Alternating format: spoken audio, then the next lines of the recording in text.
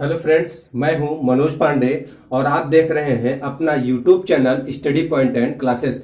आज हम इस लेक्चर में बात करने वाले हैं धनात्मक ऋणात्मक का मतलब क्या होता है कि एक धनात्मक का मतलब कि उसका वाष्प दाब अधिक आता है और ऋणात्मक मीन्स वाष्प दाब कम आता है। तो आइए सबसे पहले बात करते हैं हम धनात्मक विचलन की कि आखिर धनात्मक विचलन है क्या।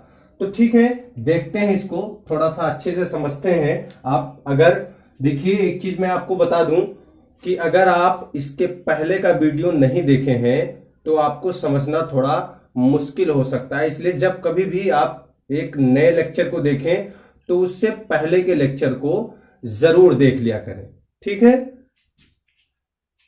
चलिए मैं आपको बताता हूं कि धनात्मक विचलन कैसे होता है। आपको कुछ चीजें मैं जो पहले बता चुका हूं उसको थोड़ा सा रिवाइज करवा दूं। राउल्ट का नियम यह है द्रव फर्स्ट के लिए, आप ध्यान रखें।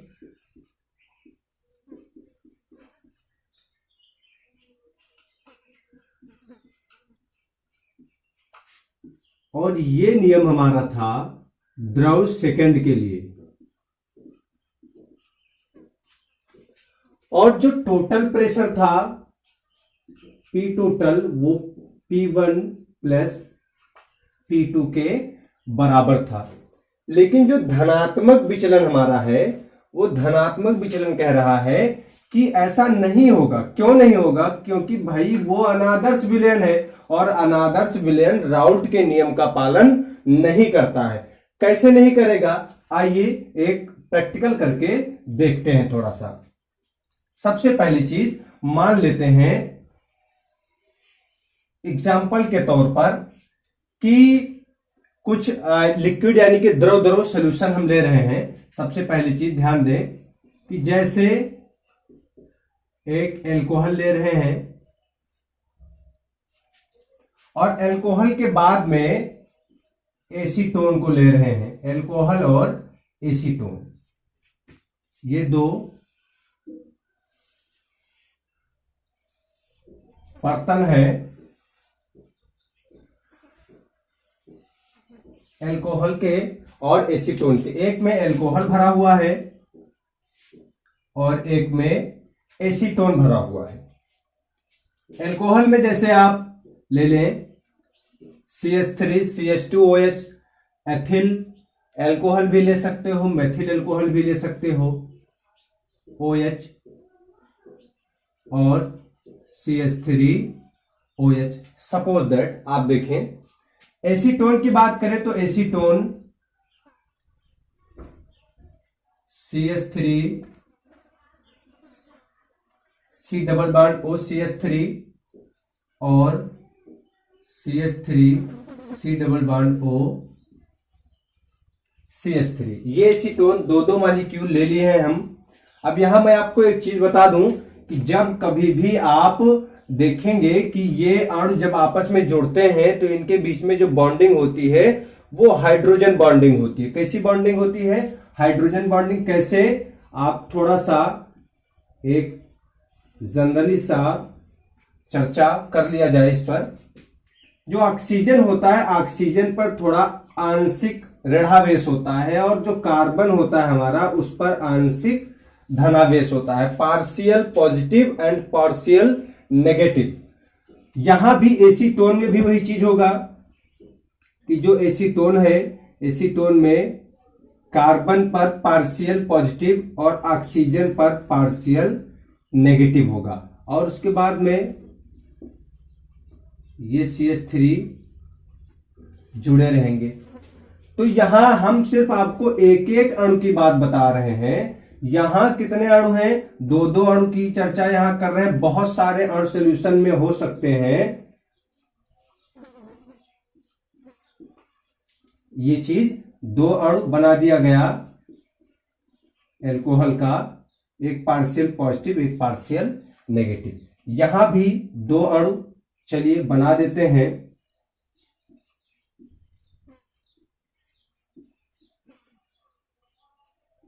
चलिए इस तरीके से, एक इस तरीके से एक उस तरीके से बना दिया गया। तो अब इसमें अगर आप देखेंगे, ये मैं यही चीज ऊपर वाली चीज की चर्चा कर रहा हूं। यहां हम सीधा सीधा बर्तन ही बना दें। ये एक बर्तन में ये सॉल्यूशन हो गया और एक बर्तन में ये सॉल्यूशन हो गया, जैसा कि आप ऊपर देख रहे हैं। दोनों बर्तन में, एक में अल्कोहल और एक में एसीटोन, एक में अल्कोहल एक में acetone partial positive partial negative से कांटेक्ट करेगा। पार्शियल पॉजिटिव पार्शियल नेगेटिव से क्या बना लेगा, बॉन्डिंग कर लेगा। पार्शियल पॉजिटिव पार्शियल नेगेटिव से बॉन्डिंग कर लेगा। ये पार्शियल पॉजिटिव इस पार्शियल यानी कि पार्शियल पॉजिटिव पार्शियल नेगेटिव से बॉन्डिंग कर लेगा और ये मजबूती के साथ बंध जाएंगे। ध्यान रखिएगा, ये मजबूती के साथ बंधे होंगे। ठीक यहां भी वही कंडीशन होगी कि ये जो है ये पार्शियल पॉजिटिव है, क्योंकि कार्बन, पहले मैंने आपको बता दिया कि कार्बन क्या होता है, पार्शियल पॉजिटिव और ऑक्सीजन पार्शियल नेगेटिव, क्योंकि ऑक्सीजन पर नेगेटिव चार्ज होता है और कार्बन पर कुछ आंशिक धनावेश होता है। तो ये इस तरीके से मिल जाएंगे, धनावेश ऋणावेश से और ऋणावेश धनावेश से, क्योंकि तभी तो आकर्षण होगा। आकर्षण हमेशा अपोजिट चार्जों के बीच में ही होता है। ये दो कंटेनर हो गए, एक में अल्कोहल भरा है एक में एसीटोन भरा है। ठीक है, सेम इस तरीके से। अब क्या होगा कि एक विलेय है और एक विलायक है। समझिए बात को आप। फिर हम क्या करते हैं, इसको इरेज कर दे रहे हैं। यहां लिख दे अल्कोहल और ये एसीटोन। अब थोड़ा सा ध्यान दें, इनको क्या कर देंगे, इनको जब हम ऐड कर देंगे अल्कोहल प्लस एसीटोन को, तो जो कंडीशन आपको मिलेगी वो कंडीशन ये मिलेगी कि यहां पर, अब मैं आपको बॉन्डिंग करके नहीं दिखा रहा हूं क्योंकि ये बॉन्डिंग क्या होगी, ब्रेक हो जाएगी। देखिए ये दो अणु हैं, दो अणु हैं, यहां से आप अलग अलग कर सकते हैं। ये दो अणु हैं, यहां से अलग अलग कर सकते हैं। तो होगा क्या कि वो जो CH3OH है, CH3OH, इसके बीच में हमारा एक नया यानी कि एसीटोन आ जाएगा। ये आ जाएगा CH3COCH3, फिर CH3OH, फिर आ जाएगा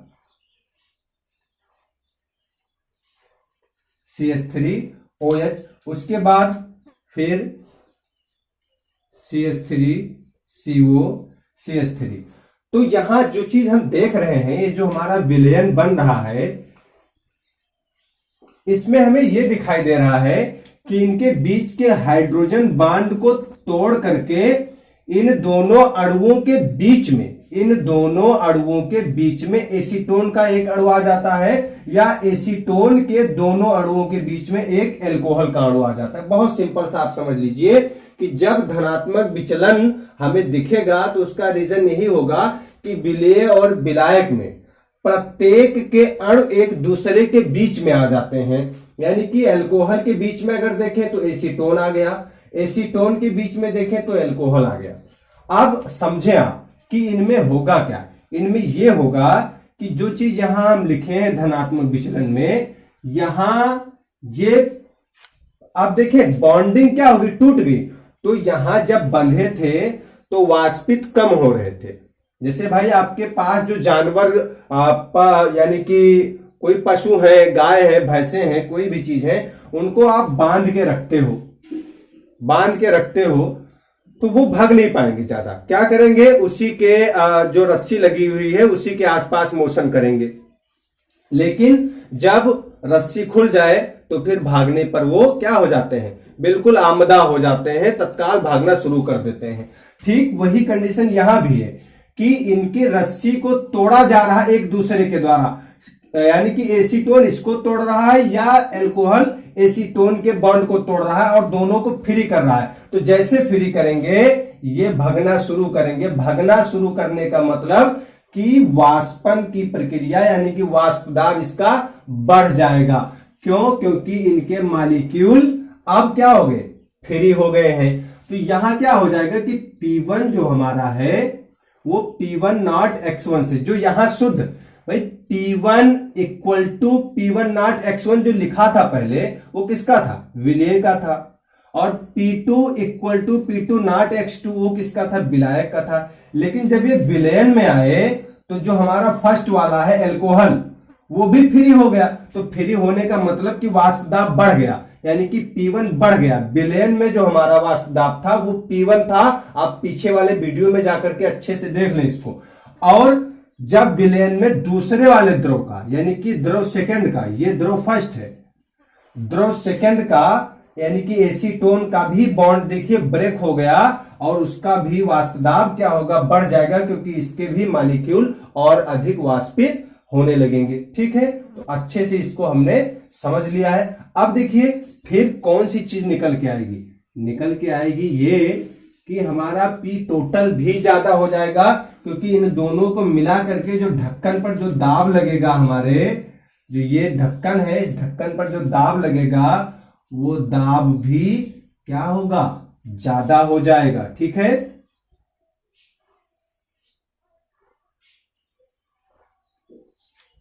चलिए तो अब इसको मैं आपको थोड़ा सा लिख के बताता हूं कि इसको लिखते कैसे हैं। ठीक है, ये डेफिनेशन देखिए, जब विलेय विलेय तथा विलायक विलायक, जब विलेय विलेय तथा विलायक विलायक, कौन? ये विलेय विलेय है, एक विलेय ये एक विलेय ये, यानी कि अल्कोहल अल्कोहल तथा विलायक विलायक यानी कि एसीटोन एसीटोन का आकर्षण विलेय विलायक के आकर्षण से अधिक हो, यानी कि इसका आकर्षण, इन दोनों के बीच का आकर्षण क्या हो? विलयन के आकर्षण से। विलेय विलायक यानी कि अल्कोहल विलेय एसीटोन विलायक, विलेय और विलायक के बीच आकर्षण क्या हो जाए? कम हो जाए। यानी कि इसको हम ऐसे लिख सकते हैं, या देखिए, या विलेय विलेय आकर्षण कामा विलायक विलायक आकर्षण, ये क्या हो? ज्यादा हो। क्या हो? ज्यादा हो। किससे? विलेय विलायक आकर्षण से, विलेय विलायक आकर्षण से। तब वहां जो विचलन होगा, जो डेविएशन देखेंगे हम, वो कौन सा विचलन देखेंगे?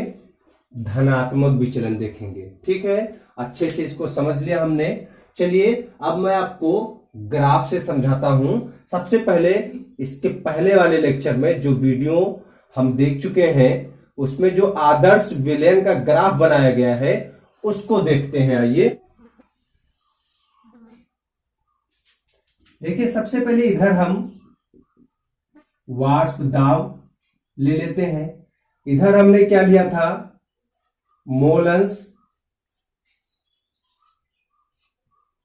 ठीक है, अब देखिए सबसे पहले आदर्श विलयन का ही ग्राफ बनाते हैं। सबसे पहले आदर्श विलयन वाला ग्राफ, यानी कि यदि x1 बराबर 1 हो, यदि x1 बराबर 1 हो तो x1 का जो पार्शियल प्रेशर यानी कि जो शुद्ध अवस्था में जो हमारा प्रेशर था वो कितना था?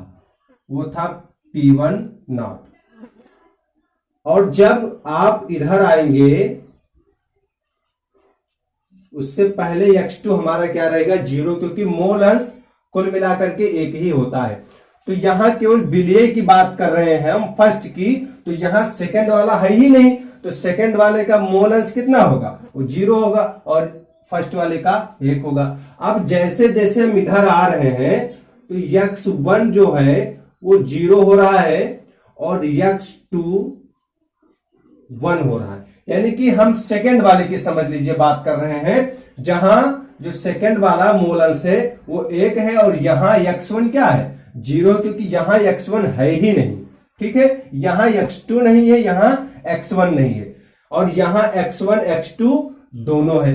चलिए अब देखते हैं कि क्या होता है। यहां जैसे जैसे हम इधर को आते हैं तो देखिए x1 हमारा 0 की तरफ बढ़ रहा है, कुछ नहीं हो रहा है, क्या डिक्रीज हो रही है वैल्यू इसकी, ये चीज, यानी कि भाई मोलंस बढ़ेगा तो वाष्प दाब बढ़ेगा, मोलंस घटेगा तो वाष्प दाब भी घटेगा।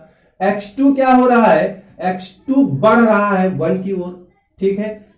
आइए इधर चलें, ये यहां हमारा था P2 नॉट, x2 1, यानी कि x2 1 है किसका, विलायक का, दूसरे द्रव का, तो उसका वाष्प दाब P2 नॉट है। इसको भी आप इधर से इधर जाए, अगर इधर से इधर जाए तो आप क्या देखेंगे, x2 हमारा इधर से इधर जाने पर 0 हो रहा है, तो वाष्प दाब भी इधर से इधर जाने पर क्या हो रहा है, 0, ठीक है। जो चीज बढ़ेगा वो बढ़ता नजर आएगा, जो चीज घटेगा वो घटता हुआ नजर आएगा। और ये हमारा था टोटल प्रेशर, ये हमारा फर्स्ट वाला विलयन था, ये हमारा सेकेंड वाला, और ये जो है ये थर्ड वाला था, कौन, विलयन, ठीक।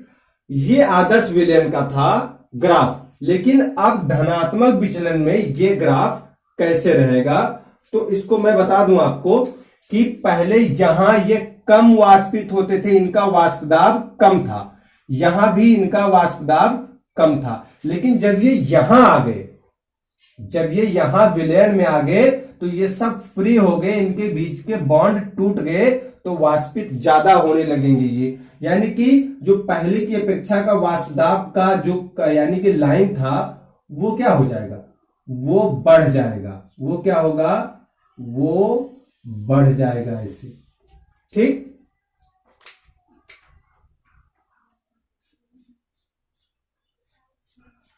अब सेकंड वाला ये भी फ्री हो रहा है, तो इसका भी वाष्प दाब क्या होगा, बढ़ जाएगा। अब जब ये दोनों बढ़ेगा तो स्वाभाविक है भाई, P1 बढ़ रहा है, P2 बढ़ रहा है, तो P टोटल भी क्या होगा, बढ़ जाएगा, P टोटल भी बढ़ जाएगा।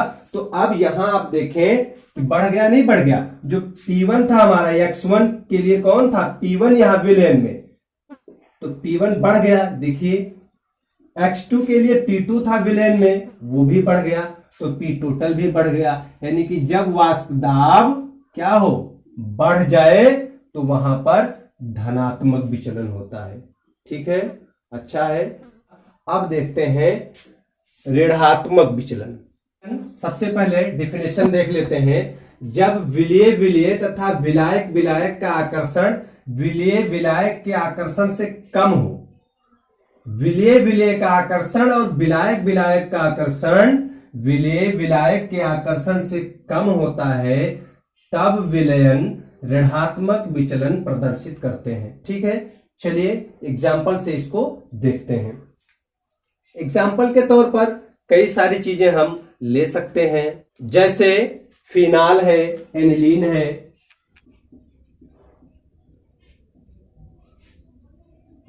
एनिलीन का मिश्रण, ये चीज कार्बनिक रसायन से है, इसको भी देखेंगे, जब चैप्टर शुरू करेंगे तो बहुत अच्छे से देखेंगे इसको, ठीक है। ये फिनॉल हो गया। एनिलीन को जब आप बनाएंगे तो एनिलीन भी ऐसे बनेगा NH2। उसके बाद एग्जाम्पल में हम क्लोरोफॉर्म है, यानी कि CHCl3 व एसीटोन, ये एसीटोन का फार्मूला अभी आप लिख ही चुके हैं।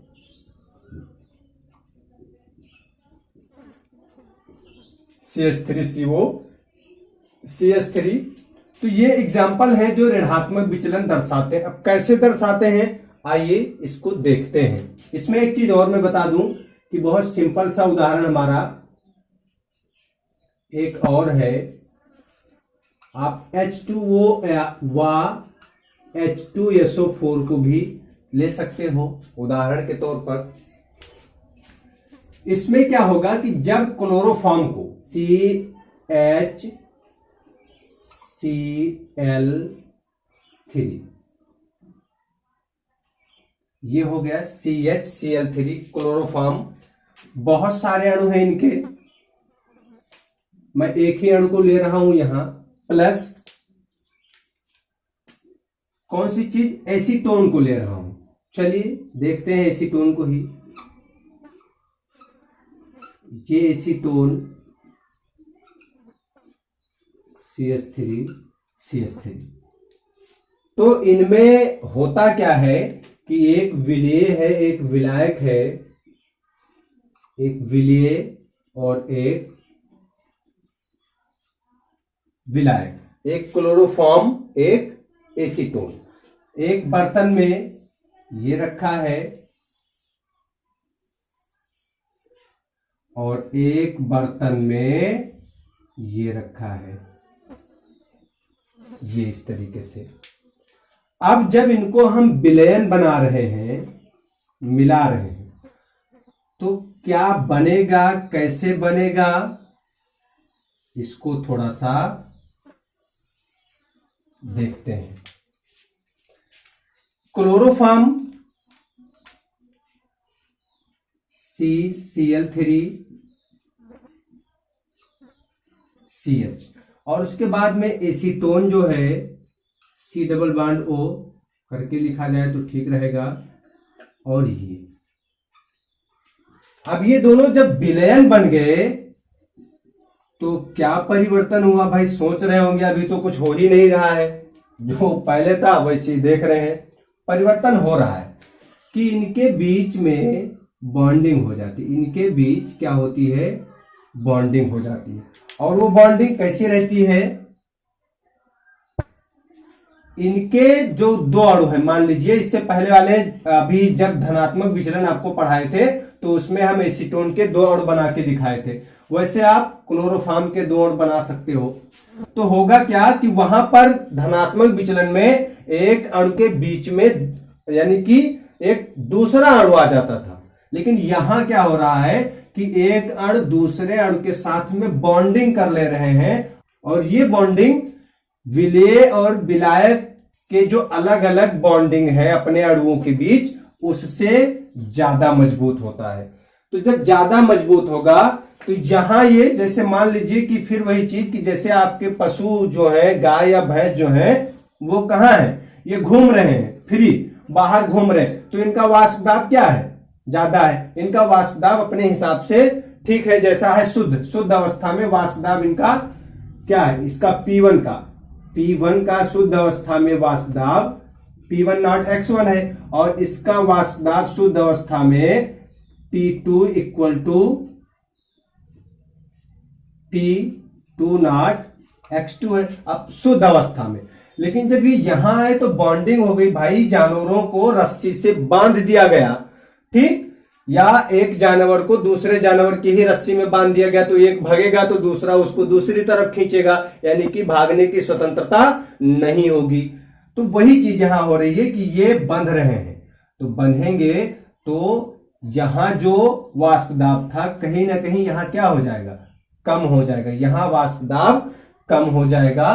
तो कम होने का रीजन निकल करके जो आएगा वो ऋणात्मक विचलन दर्शाएगा। आइए ग्राफ से इसको अच्छे से समझते हैं। सबसे पहले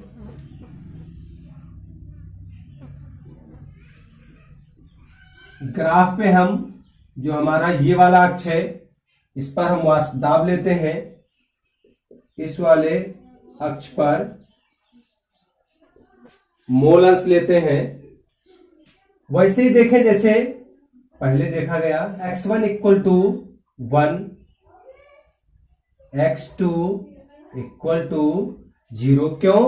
क्योंकि यहां सिर्फ जो फर्स्ट वाला अवयव हमारा है वहां सेकंड है ही नहीं, और जहां सेकंड वाला है वहां फर्स्ट नहीं है, यानी कि जहां सेकंड वाला हमारा है वहां फर्स्ट नहीं है। सेकंड 1 तो फर्स्ट 0। अब फर्स्ट का वाष्प दाब P1 नॉट और सेकंड का वाष्प दाब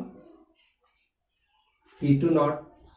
अब सेकंड इधर से इधर जा रहे हैं तो बढ़ रहा है, लेकिन फर्स्ट इधर से इधर जा रहे हैं तो घट रहा है। तो फर्स्ट का वाष्प दाब क्या होगा, ये घटता चला जाएगा, सेकंड का वाष्प दाब बढ़ता चला जाएगा, और ये इनका हो जाएगा टोटल वाष्प दाब। ये किसका है, थर्ड का। थर्ड कौन है, विलयन, ये हमारा थर्ड है। ठीक, ये फर्स्ट और ये सेकंड का है, और ये फर्स्ट का है। P1 नॉट से कहां तक, 0 तक। अब यहां से वाष्प दाब में यहां कमी आती है, ये घटते हैं, तो घटेंगे तो इनको कैसे दिखाएंगे, फर्स्ट वाला ये घटेगा तो ये नीचे की ओर इस तरीके से कर्व हो जाएगा, डाउन हो जाएगा, और P2 का भी कर्व डाउन हो जाएगा। तो ये डाउन होंगे भाई, तो P टोटल भी क्या होगा, डाउन हो जाएगा। तब जो हमारी स्थिति निकल के आएगी वो क्या आएगी कि जो P1 था वो कम हो गया, किससे, P1 नॉट X1 से, और जो P2 था सेकेंड वाला वो भी क्या हो गया, ये भी कम हो गया P2 नॉट X2 से। अब जब ये कम हो गया तो P टोटल भी कम हो जाएगा P1 प्लस P2 से। ठीक है, अच्छे से इसको समझ लिए हैं तो ठीक है। चलिए अब इस वीडियो को यही करते हैं समाप्त। फिर नेक्स्ट वीडियो में कुछ और टॉपिक को लेकर के आएंगे, आपके बुक से रिलेटेड, सिलेबस से रिलेटेड। तो ये वीडियो जैसा भी लगा होगा आप हमें बताइएगा। मेरे चैनल को अगर सब्सक्राइब नहीं किया अभी तक तो सब्सक्राइब कर लीजिए, लाइक भी करते रहें, शेयर भी करते रहें, कमेंट भी करते रहें। कमेंट बहुत सारे आते हैं, आपके सुझाव भी मिलते हैं, कुछ फोन के द्वारा भी मिलते हैं, व्हाट्सएप के द्वारा भी मिलते हैं। तो ये मेरे लिए गर्व की बात है, और ये मैसेज कमेंट्स आप लगातार बनाए रखें, जिससे मेरा मनोबल बढ़ेगा और मैं आपके लिए बेहतरीन करके वीडियो को पेश करता रहूंगा। तब तक के लिए धन्यवाद, बहुत बहुत धन्यवाद।